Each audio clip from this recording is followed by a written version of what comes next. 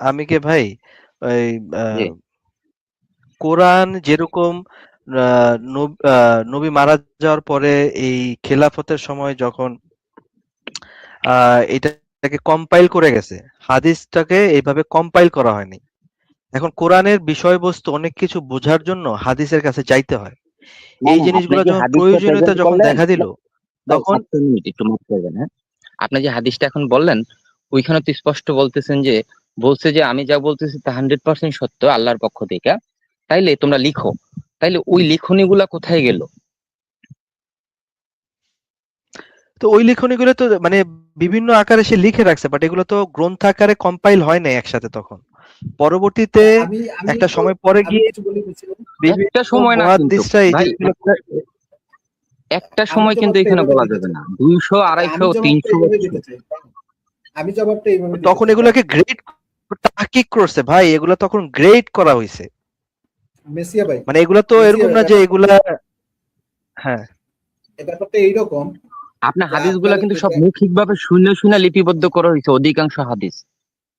হ্যাঁ, বলতেছি অমুক ভাই। সাহাবী থেকে অমুক সাহাবী, অমুক সাহাবী থেকে অমুক তাবিদার, ওইভাবে কিন্তু হাদিসগুলা লিপিবদ্ধ করা হয়েছে। আমার কথা হইলো, ওই মৌখিক ভাবে ব্রেন থেকে নিয়ে লিপিবদ্ধ করা হয়েছে কেন? যেহেতু উনি ওই সময় আদেশ দিছিল যে লেখো, হ্যাঁ সবই সত্য আল্লাহর পক্ষ থেকে, আমি যা বলতেছি আল্লাহর কসম। তাইলে ও ওই এইটা হইলো না কেন যে লিপিবদ্ধ হাদিস পাওয়া যায় না কেন? আচ্ছা, ব্যাপারটা এরকম। দেখেন, ব্যাপারটা এরকম যে আপনার প্রথম দিকেও যে ভাই এখানে ব্যাপারটা কোরআনটাকে, দিয়ে তো চলবে না, ভাই জিনিসটা খুবই, এই ভাই ইস্যুটা প্লিজ, ভাইটাল। আরে কি জবাবটা আসছে তো, দিতেছি, আপনি একটু তো মানে শুনেন না। খুবই জবাবটা তো দিতেছি, একটু কথার শুনেন উত্তরটা না। নেন।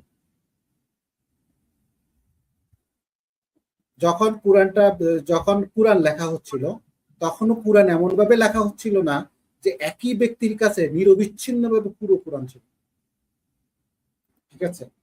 তো যখন কোরআন লেখা হচ্ছিল, তখনই বিভিন্ন লোকের কাছে বিভিন্ন ভাবে এটা সংরক্ষিত ছিল। এবং পূর্ণ কোরআন যে লিপিবদ্ধ ছিল তাও না, অনেকের মুখস্থ ছিল। একই ব্যক্তি যে পুরো কোরআনও মুখস্থ রাখতো এমনও না। আমরা দেখতে পাই যে আব্দুল্লাহ ইবনে আব্বাস একটা কপি ওনার একটা কপি উনি লিপিবদ্ধ করেছে নিজের মতো করে, যেটা ওসমানের কোরআনের সাথে ম্যাচ করে না। তো এখানে যেটা হয়েছে সেটা হলো, কোরআন যখন প্রথম লিপিবদ্ধ করছে, কোরআন লিপিবদ্ধ করার তারা একটা প্রয়োজন অনুভব করছে। ওমর ওমর কোরআন লিপিবদ্ধ করার একটা প্রয়োজন অনুভব করছে। কখন করছে? যখন দেখতেছে যে কোরআনের উচ্চারণগুলো, কোরআনের ইয়াগুলো, তেলাওয়াত গুলো বিভিন্ন রকম হচ্ছে, তখন তখন আবু বকরকে যখন বলা হয়েছে, আবু বকর এটাকে লিপিবদ্ধ করার ব্যবস্থা করছে। বাট আমরা দেখতে পাই হাদিসের জন্য এই ধরনের দাবি কেউ করে নাই, যার কারণে হাদিসগুলো লিপিবদ্ধ করা হইলেও যার যার মতো যদি কেউ লিখেও থাকে, সেগুলো যাতে কম একটা অর্গানাইজ ওয়েতে একটা কমিটি বানাইয়া সেগুলো একত্র করার প্রয়োজন কেউ বোধ করে না। এরপরে দেখা গেছে 200 বছর বা 300 বছর পরে সেগুলো লিপিবদ্ধ করার দরকার হয়েছে। তখন মূল পাণ্ডুলিপি যাদের কাছে ছিল, সেই পাণ্ডুলিপিগুলো কিছু উদ্ধার হয়েছে, কিছু উদ্ধার হয় নাই। যার কারণে আমরা সেটার কোনো লিপিবদ্ধ অর্গানাইজ লিপিবদ্ধ কিছু পাচ্ছি না। এখন এরপরে আপনি বলতে পারেন ওকে, এরপরে তো এগুলা তো পরে পাওয়া যায়নি। একই সেম কথাগুলো কিন্তু পরবর্তীতে বুখারি, মুসলিম এদেরও মূল অরিজিনাল কপি নাই। ইভেন কোরআনেরও সেই অরিজিনাল কপি নাই। কোনোটারই অরিজিনাল কপি। কোরআনের যে কপিটা এখন পর্যন্ত পাওয়া যায়, সেটা 80% কপি। সেটা হলো সপ্তম শতাব্দীর, অষ্টম শতাব্দীর শুরুর দিকের, সপ্তম শতাব্দীর শেষের দিকে, অষ্টম শতাব্দীর শুরুর দিকে, তার আগের কপি নেই। অর্থাৎ ওসমানেরও কপি পাওয়া যায়। সেই যুক্তিতে তো আমরা ওটাও বলতে পারি। এখন এটা একটাই লজিক্যাল সেন্স মেক করে, সেটা হলো কোরআন লিপিবদ্ধ করার কারণে অর্গানাইজ একটা উদ্যোগ নেওয়া হয়েছে। হাদিস লিপিবদ্ধ করার জন্য কোনো অর্গানাইজ উদ্যোগ নেওয়া হয় নাই, এটা প্রয়োজনও কেউ বোধ করে না। হয়তো কালক্রমে যার কারণে ওই যারা লিখছে তাদের এগুলো তাদের সাথে হারিয়ে গেছে। ব্যাপারটা এটাই একমাত্র লজিক্যাল ব্যাখ্যা।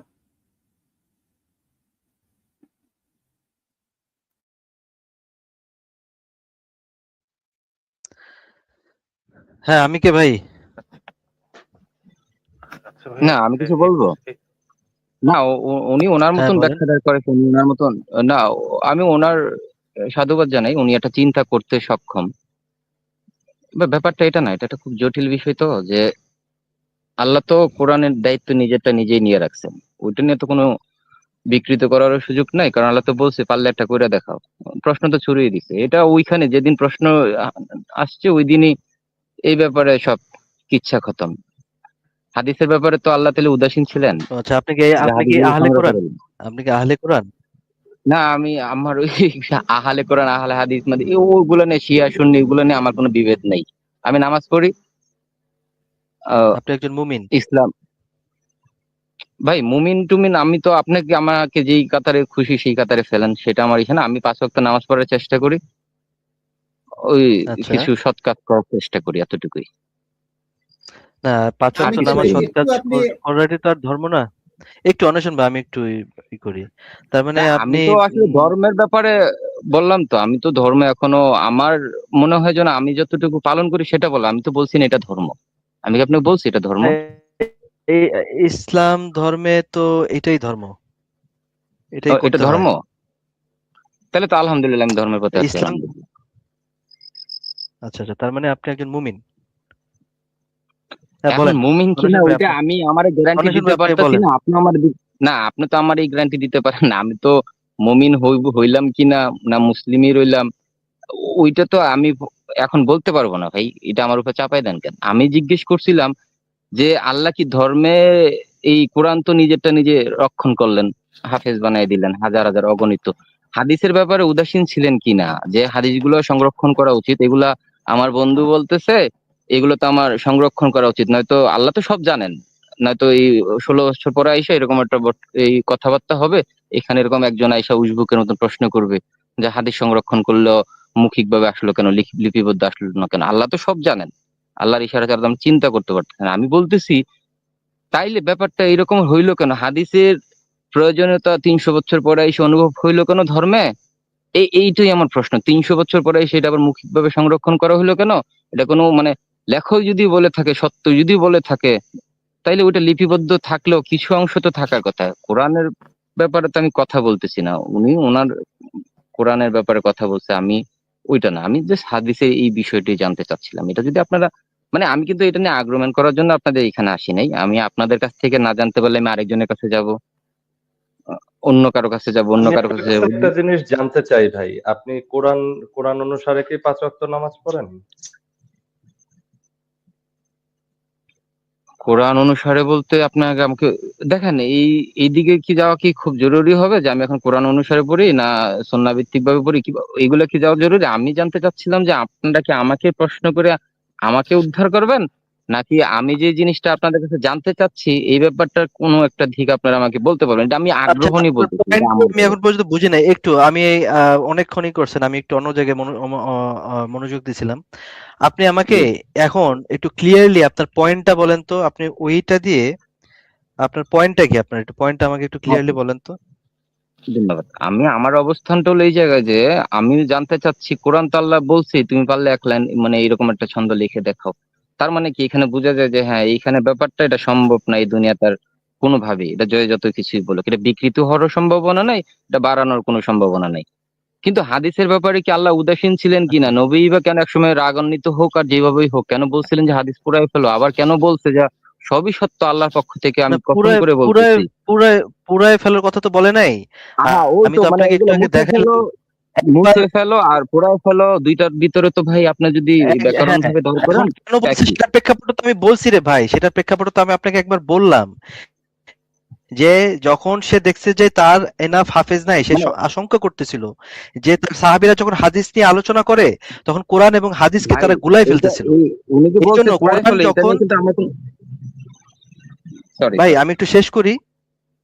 আপনি তো আপনাকে পয়েন্টটা আপনার কাছে জানতে চাইলাম, এখন আপনি আমার আমার কাছ থেকে উত্তরটা নেন। আমি আপনাকে বললামই মাত্র যে যখন দেখতেছে যে তার কাছে এনাফ হাফেজ নাই, তখন সে আশঙ্কা করতেছিল যে হাদিস এবং কোরআন মিক্স হয়ে যাবে।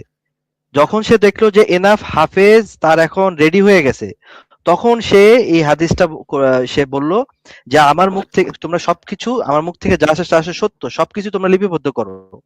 এখন আপনার এই প্রশ্নের পরের পার্টে আপনি যেটা বললেন যে এটা কেন তো সাথে সাথে লিপিবদ্ধ না, তখন সাথে সাথে লিপিবদ্ধ হয়েছিল, কিন্তু এটাকে কম্পাইল করে নাই একটা পুস্তক আকারে, যেটা কোরআনকে করা হয়েছিল আবু বকরের সময়। এই হাদিসগুলোকে কম্পাইল করা হয়নি একসাথে, বাট এই হাদিসগুলো তখনও ছিল। বাট আপনি যে সময়টার কথা বলছেন, একটা সার্টেন পিরিয়ড অফ টাইমের পরে গিয়ে বিভিন্ন মুহাদ্দিসরা যখন দেখতেছে এই হাদিসগুলো নিয়ে গন্ডগোল শুরু হয়েছে, তখন তারা এই জিনিসটাকে খুঁজে খুঁজে বাছাই করে তাহকিক করছে, গ্রেডিং করে তারপর এগুলোকে পুস্তক আকারে করছে। বাট এই হাদিসগুলো তখন থেকেই ছিল, এবং সেই হাদিসগুলো ফলো করে বিভিন্ন ইসলামের আইন কানুন হইতো। এই যে শাস্ত্র, আপনি ফিকহি বিধানগুলো যেগুলো বলেন, এগুলো সব এই কোরআন এবং হাদিসের ভিত্তিতেই হইতো। হ্যাঁ আলবার্ট ভাই, আপনি কিছু বলতে চেয়েছিলেন, আপনি না, এটাই আমার আমার যতদূর মনে হচ্ছে উনি আহলে কোরআন and উনি নামাজ পড়েন। তো হাদিস নিয়ে যদি সন্দেহ পোষণ করেন, এটা কিন্তু অ্যাকর্ডিং টু কোরআন উনি হয়তো এটা পুরোটুকু জানেন না। আমাকে একটু টাইম দিলে আমি বের করে দিতে পারবো। কোরআনে ইটসেলফ বলা আছে যে তোমরা নবীর অনুসরণ করো, নবীকে আঁকড়ে ধরো। এখন নবীকে কিভাবে আঁকড়ে ধরবে উইদাউট হাদিস? এন্ড যেহেতু উনি সন্দেহ পোষণ করতেছে, আমি যদি ভুল না করে থাকি, উনি মানে হাদিসে ততটা আসলে বিশ্বাস নাই যে বলতেছে যে 250 বছর পরে আসছে। আচ্ছা, আমি শেষ করি। তো এইটা কিন্তু আমরা কোরআন থেকেই পাই যে আমাদের কিন্তু নবীকে আঁকড়ে ধরতে হবে এবং কোরআনকেও আঁকড়ে ধরতে হবে, এবং এই দুইটার মধ্যে যদি কেউ বিভেদ করে, আল্লাহ তাদের উপর লানত দিছে কোরআনের মধ্যে। সো আমি জানি না আসলে উনি ই করবে কিনা। আর উনি যদি আমার প্রশ্নের উত্তর দেন, তাহলে আমি আমার প্রশ্ন আগেরটাই, যে উনি কি কোরআন থেকে আসলে 5 ওয়াক্ত নামাজ পড়েন কিনা। Thank you.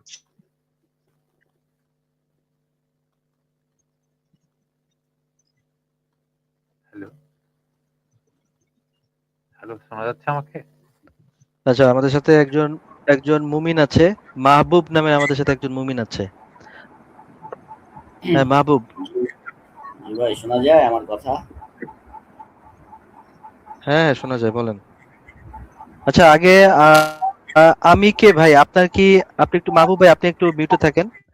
আগে আমি কে ভাইয়ের কাছ থেকে একটু জিজ্ঞেস করে নিই, উনি ওনার কি আর কোনো প্রশ্ন আছে কিনা। না, ধন্যবাদ, প্রশ্ন নেই। ঠিক আছে, তাহলে আজকে আপনাকে বিদায় জানাই। হ্যাঁ মাহবুব ভাই, আপনার প্রশ্ন করে ফেলেন। আচ্ছা, আমি হচ্ছি কোরআন এবং হাদিসে বিশ্বাস করা মুসলিম। অর্থাৎ কোরআন এবং আলহামদুলিল্লাহ। সহি সনদের হাদিস দুটোকেই আমি ওহীর উৎস মনে করি।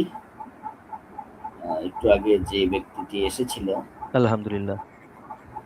হ্যাঁ, যে হাদিসের উপর যে ধরনের ক্লেমগুলি করলো, তার দুইটা জবাব আমি দিই, তারপরে যদি সুযোগ থাকে আপনাদের সাথে একটু কথা বলি। প্রথম কথা হচ্ছে, কোরআনটা যে কোরআন উনি বুঝলো কি করে? উনি যদি লাউহে মাহফুজ থেকে সরাসরি আল্লাহর পক্ষ থেকে একটা কপি আসমান থেকে আল্লাহ ঢিল মারছে, আর উনি যদি ক্রিকেটের বলের মতো পেয়ে থাকে, তাহলে একটা সুযোগ থাকতো যে আমি হাদিস মানি না। তো যেই মুখ থেকে হাদিস বের হয়েছে সেই মুখ থেকে কোরআনও বের হয়েছে। সুতরাং একজন ব্যক্তি, উৎস একজনই, রাসূল, রাসূলের মুখ থেকেই রাসূল কোরআনকে কোরআন বলছে বলেই উনি বলতেছেন এটা কোরআন। আর উনি বলছেন যে 200-300 বছর পরে কোরআন আসছে, হাদিস আসছে, এটাও একটা মিথ্যা দাবি, একেবারে ভুয়া একটা দাবি। সে কোরআন সংকলনের ইতিহাসটাও জানে না, হাদিস সংকলনের ইতিহাসটাও জানে না। রাসূল সাল্লাল্লাহু আলাইহি ওয়াসাল্লামের যুগে যে হুদায়বিয়ার সন্ধিটা হয়েছে, সেটা তো রাসূল সাল্লাল্লাহু আলাইহি ওয়াসাল্লামের যুগে, এটা লিখিতভাবে হয়েছে, লিখিতভাবে হয়েছে সেটা। রাসূল বলছে, এই আলী লেখো। কাফেররা বলতেছে যে মোহাম্মদ ইবনে আল্লাহ, রাসূল বললে আমরা লিখবো না, আমরা এই সন্ধিতে সই করবো না। বলছে আচ্ছা ঠিক আছে, তোমরা মোহাম্মদ ইবনে আব্দুল্লাহ লেখো। তাহলে ওই যে লিখিত, রাসূলের যুগে হাদিস লেখা, হাদিস সংরক্ষণ করা, এটা তো অসংখ্য হাদিস দ্বারা প্রমাণিত। রাসূলের যুগে হাদিস সংকলন হয়েছে, সাহাবা একরামের যুগে হাদিস সংকলন হয়েছে, ওমর বিন আব্দুল আজিজের যুগে সংকলন হয়েছে, আব্বাসিয়া খলিফা মুতাওয়াক্কিলের যুগে হয়েছে, এরপরে সিয়াসিত্তার হিসাবটা তো অনেক পরে। তো এই ধরনের আজে বাজে বক্তব্য দিয়ে, হ্যাঁ, তারা একদিকে মুসলিমের নাম দিয়ে, সে যদি কাবা ঘরের ইমামও হয় আমি বলবো সে মুরতাদ, সে কাফের, তার বউ অটো তালাক, যে ব্যক্তিটি একটু আগে এসেছিল সে, আর না হয় সে ভিতরে ভিতরে নাস্তিক, সে কোরআনকে অস্বীকার করার জন্য এখানে আসছে। হাদিস লিখে রাখার হাদিস রাসূলের যুগেই বিদ্যমান, এটা বুখারীর 113 নম্বর হাদিস, তিরমিজির 2668 নম্বর হাদিস, এভাবে অসংখ্য হাদিস, আবু দাউদের 3646 নম্বর হাদিস, মুসনাদে আহমদের 6510 নম্বর হাদিস, অসংখ্য হাদিস থেকে আমি প্রমাণ দিতে পারবো যে হাদিস লেখা হয়েছে, হাদিস সংরক্ষণ হয়েছে, হাদিস মুখস্থকরণ হয়েছে। সুতরাং এই ধরনের ব্যক্তিরা নিজেদেরকে যারা মুসলিম পরিচয় দিয়ে আসে যে আমি নামাজ পড়ি, কোরআন মানি, এরা আসলে বাটপার, এরা আসলে চিটার, এরা আসলে ভণ্ড, এরা মুসলিম নামধারীর নামে কলঙ্ক, এরা মুনাফেক। ভাই একটু থামুন ভাই, একটু ভাই, একটু এত এত রাগলে হবে ভাই? এত রাগলে হবে? আচ্ছা, যাই হোক, আমি তার উত্তর দিলাম। যাই হোক না ভাই, যাই হোক না ভাই, যে ভাই যাই হোক না এখন আমি ইকবাল ভাই, ভাই রে, আমি একজন আহলে কোরআন ভাই, আমি একজন আহলে কোরআন। ইকবাল ভাই আপনারা অনেকবার পাস দিছি, আপনি তারপর আমার সাথে অনেকবার আপনারা পাস দিছি, তারপরে আপনি এখন আপনারা শোনেন। আচ্ছা মাহবুব ভাই শুনেন, আমরা এখানে আছি, আমরা আপনার সাথে একটা আলোচনা করতে চাই। আপনার কথাবার্তা শুনে মনে হইতেছে আপনি মোটামুটি ইসলামের সম্পর্কে ভালো পড়াশোনা আছে, আপনি একজন আলেম মানুষ, আমার কাছে মনে হইতেছে, আই এম নট শিওর, আপনি হয়তো বা আলেম। আপনার সাথে একটা টপিক নিয়ে একটু আলোচনা করব আমরা। তো আপনি যদি এই ধরনের পার্সোনাল অ্যাটাক না করে, আপনি যদি সুস্থভাবে ভদ্রতার খাতিরে একটা স্টেজে উঠে কিভাবে একটা মানুষের সাথে আলোচনা করতে হয়। মাঝখানে যদি আমার কথা বলার মাঝখানে উনি সান্দায় গেল, আপনার অনুমতি? ভাই আপনি একজন এখানে এসে একজনকে বাটপার টাপার এগুলো বলতেছেন, এই জন্য কি আপনাকে ওয়াচ করার জন্য এখানে ইয়ে দেওয়া হয়েছে ভাই? তারপরে বলতেছিলেন, তারপরে এসে বলতেছেন আমাকে বাস দিচ্ছেন, এগুলো করতে যাবেন? আমি মাত্র ঢুকলাম, ঢুকার সাথে সাথে এগুলো শুরু হয়ে গেল আপনার, তাই না? আমি তো নাস্তিক এবং নাস্তিক আহলে কোরআন এদের বাস দেওয়ার জন্যই ঢুকি, আমার বাস দেওয়াটাই চাকরি। আরে ভাই দেন, কিন্তু সেখানে তো আপনি আপনার বস্তু থেকে সেটা করুন, আপনার বস্তু থেকে সেটা করেন ভাই, আপনার বস্তু থেকে করেন, আপনার বস্তিতে আপনি অভ্যস্ত, তাই না? আপনার বস্তিতে আপনি অভ্যস্ত, বস্তি থেকে করেন ভাই কাজগুলা। এখানে মাত্র ঢুকলাম সাথে সাথে ভাই শুনি যে আপনি আরেকজন মুসলিমকে বাটপার, হ্যাঁ, এইটা বিভিন্ন ধরনের গালিগালাজ করতেছেন। ইকবাল ভাই আমরা সবাই মিলা উনি আমাদের বাস দিবে না, আমরা ওনার ইসলাম এবং নবীরে বাস দিব, সমস্যা নাই, উনি খালি সাহস করে থাকুক কিছুক্ষণ। ভাই পালায় যায় না, সাতটা মুমিন হইলে পালায় যায় না, থাকেন। যদি একজন করে মাঝখানে যদি কেউ না সান্দায়, আপনার সাথে একজন করে কথা বলবে, মাঝখানে কেউ কথা বলবে না। আচ্ছা ইকবাল ভাই আমি আজকে সারাদিন কোনো চুপ। আচ্ছা, আজকে সারাদিন কোনো মুমিন টুমিন পাই নাই, আমি একটু আগে তো একটা আসছে, তাই না? একটু আগে তো আসছে, ওই মুমিনটা তো আমার খুব ভালো লাগছে ভাই, ওই মুমিনটা তো আমার খুব পছন্দ হয়েছে, ওই মুমিনটা তো আমার খুব পছন্দ হয়েছে, বুঝতে পারছেন? তো এই জন্যই এই মুমিনকে যে বাটপার বলতেছে, বাটপার, তারপর কি আবি যাবি এরকম কলঙ্ক মলঙ্ক যেগুলো বলতেছে, এই জন্য আমার গায়ে লাগছে ভাই, এই মুমিনটা খুবই ভালো লাগছে। হ্যাঁ, তো এই যে ভাই এগুলো, হ্যাঁ, খুবই ভালো লাগছে, এই জন্য আমি তার কথা শুনে আমি নিজে আহলে কোরআন হয়ে গেছি। ঘটনা হচ্ছে যে এই ছাগলেরা, সে যেভাবে ওই মুমিনকে, হ্যাঁ, যুক্তি দ্বারা আপনার প্রশ্নবিদ্ধ করতে চায়, সে তার নিজের বিশ্বাসগুলোকে সেই কাজটা করে না, তার এইটা হচ্ছে সমস্যা। ঘটনা হচ্ছে যে এই বলদটা কোরআনে কি যে প্রশ্ন করতেছে যে হে কেমনে জানলো মোহাম্মদ সাল্লাল্লাহু আলাইহি সাল্লাম এর মধ্যে তো বাড়িছে, হে বলছে বলি তো হে বিশ্বাস করতেছে এরা কোরআন। হ্যাঁ, এই যে কথাটা যে বললো সেটা যুক্তির কথা বলতেছে, তাই না? যে মোহাম্মদ তুই কোরআন যে মানতেছ সেটা তো মোহাম্মদ কইছে বলেই, তাহলে মোহাম্মদ অন্য কথা তুই বিশ্বাস করছ না কেন? এটা হচ্ছে তার যুক্তি। অথচ এই বলদ এই প্রশ্ন সে নিজেকে করে না, এই ধরনের যুক্তির প্রশ্ন যে আরে ভাই মোহাম্মদ যে কইছে এইটারই প্রমাণ কি? এই যে কোরআনের মধ্যে ইয়ে ভাই, এই মেসাই ভাই, একটা চিন্তা করে দেখেন এই কথাটা। কোরআনের মধ্যে অনেকে এসে বলবো আপনাকে যে ভাই কোরআনেতে লেখা আছে, তোমরা যদি তোমার যদি হয়, তোমাদের পারো, তাহলে আরেক আল্লাহ হ্যালো আসেন, এরকম করে আপনাদেরকে আর্গুমেন্ট দেন এরকম যে ভাই আপনি যদি কোরআনে তো লেখা আছে, আল্লাহ চ্যালেঞ্জ দিয়ে দিয়েছেন, বলেন এটা। কিংবা ধরেন কোরআনেই তো লেখা আছে যে আল্লাহ নিজেই স্বয়ং কোরআনকে সংরক্ষণ করবে। এই বেটা মুমিন, জঙ্গি বেটা, মেজাজ খারাপ আছে বেটা, মেজাজ খারাপ আছে। আজকে কিছুক্ষণ আগে তোর জঙ্গি ভাই, শোন বেটা, জঙ্গির বাচ্চা, দর্শকের উম্মত, কিছুক্ষণ আগে তোর জঙ্গির বাচ্চা জঙ্গি ভাই ইটালিতে মোটে না, ওখানে গাড়ি উঠাই দিছে, ছুরি মারামারি করছে। তোর জঙ্গি, যে জঙ্গি মোহাম্মদের উম্মত, মেজাজটা খুবই খারাপ আছে বেটা, মেজাজটা খুবই খারাপ আছে। শোন, মেজাজটা খুবই খারাপ আছে, জঙ্গির বাচ্চা জঙ্গি, মুক্তি শোনা পড়িস না, ঠিক আছে? চুপ করে বসে থাক তুই এখানে, একা একা খেলো না, আমার চুপ করে বসে থাক, তুই চুপ করে বসে থাক বেটা, জঙ্গির বাচ্চা জঙ্গি, শালা বস্তির কৃত্রিম জঙ্গি কোথাকার, চুপ করে বসে থাক। মেজাজটা খুবই খারাপ আছে তোদের মতো জঙ্গির বাচ্চা জঙ্গি। এই যে কিছুক্ষণ আগে 12 জন মানুষের উপরে গাড়ি উঠে দিছে, উঠে বের হয়ে তারপরে ছুরি দিয়ে আঘাত করছে। চুপ করে বসে থাকে এখানে, শুনবি বেটা, জঙ্গির বাচ্চা জঙ্গি। আজকে মেজাজ খুবই খারাপ আছে। জঙ্গির বাচ্চা শুনবি বেটা, তুই জঙ্গি পাড়া জঙ্গি। চুপ করে থাক ভাই, এটা একটু ব্যাকে রাখেন, আমার কথাটা একটু শেষ করি, তারপরে আমি জানি মুমিনের বন্ধু মাসায়া ভাই, প্লিজ একটু ব্যাকে রাখেন। আমি মেজাজটা আসলে খারাপ আছে, এই কারণে ঢুকলাম, কিন্তু আপনাকে একটা পয়েন্ট দিতে চাচ্ছি। Thank you. এইগুলা নিশ্চয় আপনি শুনছেন, তাই না? যে কোরআনে তো লেখা আছে আল্লাহ সংরক্ষণ করবে, কিংবা কোরআনে লেখা আছে যে এটার মতো করে একটা আছে না? এগুলো বলা না আপনাদেরকে? কেন বলে এগুলো? এগুলো এই জিনিসগুলো তাদের কাছে মনে ধরছে, রাইট? যে এই কথাটা যদি লেখা হচ্ছে কোরআনে, যে তুমি আল্লাহর মতো, সরি, কোরআনের মতো করে একটা লেখালো, এইটা একটা কনভিন্সিং জিনিস তাদের জন্য। কিংবা আল্লাহ তো কইছে কোরআন আল্লাহ সংরক্ষণ করবে, দেখেন এটাও তাদের জন্য কনভিন্সিং যে এই কথাটা যেহেতু আছে কোরআনে, আল্লাহ তাআলা নিশ্চয় সংরক্ষণ করতেছে। মানে হচ্ছে এই জিনিসগুলো কোরআনে থাকার একটা, কোরআনের গ্রহণযোগ্যতা বাড়ানোর জন্য একটা সহায়ক জিনিস, রাইট? অন্বেষণ ভাই, অন্বেষণ ভাই আছেন? অবশ্যই এটা একটা সহায়ক জিনিস, তাই না?